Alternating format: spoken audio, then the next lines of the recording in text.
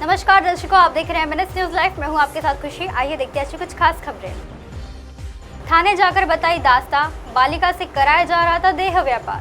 गंगा जमुना में बालिका से जबरन देह व्यापार कराए जाने का मामला सामने आया है। बालिका द्वारा खुद थाने पहुंचकर आप बीती बताने से इसका खुलासा हुआ है।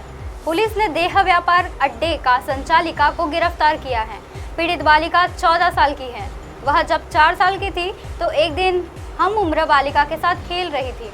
उस वक्त एक व्यक्ति चॉकलेट दिलाने के बहाने उसके दोनों हाथ पकड़ के उसे ले जाने लगा। बालिका की सहेली भाग गई और खड़ी हुई, जबकि यह व्यक्ति के हाथ लग गई। उस व्यक्ति ने उसे नागपुर लेकर आ गया। बालिका को आरोपी महिला को बेच दिया गया। बाद में उस बालिका आरोपी को गंगा जमुना सीट मकान में रहने लगी। आरंभ में उससे घर सफाई, बर्तन साफ कराए जाते थे। दिन भर के काम कराने के बाद उसे भरपेट भोजन भी नहीं दिया जाता था। बीते 10 साल से यह तनाव का क्रम चल रहा था। बीते कुछ समय से बालिका को जबरन देह व्यापार को छुपाया जा रहा था। दो दिनों से उसे दूसरे ग्राहकों को सौंप दिया जाता था।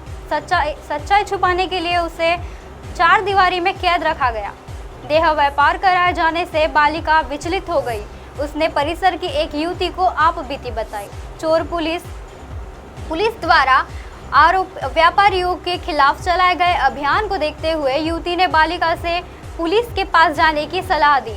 गुरुवार को बालिका लकड़गंज के थाने पहुंचकर अपना पूरी आप बीती सुनाई, अपनी दास्तान सुनाई। पुलिस ने तत्काल महिला अधिकारी की मदद से आरोपी के अड्डे पर महिला को गिरफ्तार कर रेप के मामले का दर्ज किया है और उसके साथियों को भी पकड़ लिया गया है। वेंटिलेटर के अभाव में 17 वर्षीय युवती की मौत। 17 वर्षीय युवती की तबीयत बिगड़ने पर गरीब माता पिता ने उसे यवतमाल के मेडिकल कॉलेज में लाकर भर्ती कराया, लेकिन वहाँ अच्छा वेंटिलेटर ना होने के कारण डॉक्टरों ने उसे एम्बू बैग में रखा। 30 घंटे तक माता पिता एम्बू बैग देने का प्रयास करते रहे। गुरुवार को यह जानकारी मेडिकल चिकित्सक अधीक्षक डॉक्टर शरद कुचेवार को दी गई, लेकिन युवती वीआईपी नहीं होने के कारण उसे वेंटिलेटर उपलब्ध नहीं कराया गया। गुरुवार और शुक्रवार को उसकी दोपहर मौत हो गई। उप मुख्यमंत्री के शहर में इस प्रकार का हृदय विदारक घटना होने से कई सवाल खड़े होते हैं। नागपुर मेडिकल कॉलेज को एशिया का दूसरा सबसे बड़ा हॉस्पिटल माना जाता है, लेकिन मरीजों के उपचार के मामले में यह पिछड़ जाता है।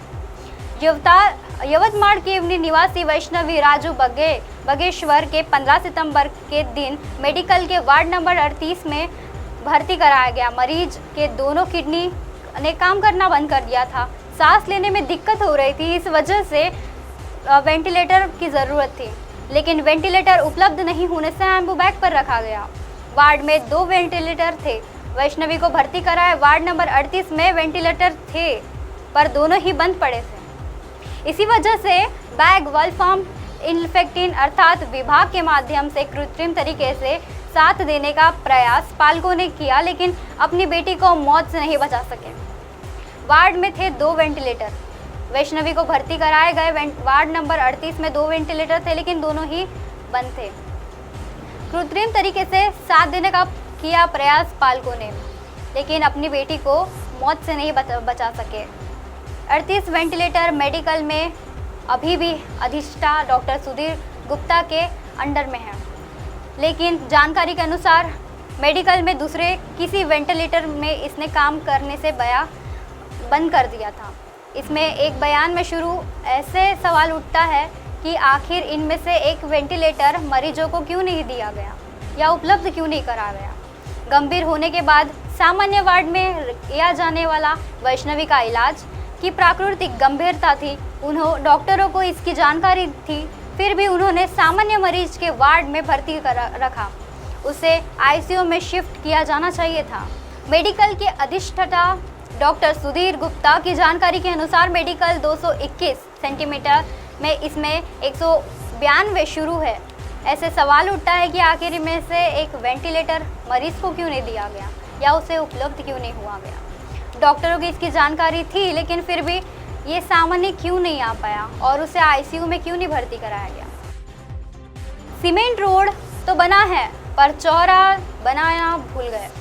मनपा के सलाहकार ओपन करो लोगों के शहर में सड़कों को करोड़ों रुपए का खर्च पर सीमेंट रोड का जाल बिछाया गया, पर संबंधित सीमेंट रोड से जुड़े चौराहा का बिल्कुल देखेंगे परिणाम स्वरूप चौराहा का बारिश का पानी जो जमा हो रहा है और वाहन चालकों को जो दिक्कत उठानी पड़ रही है।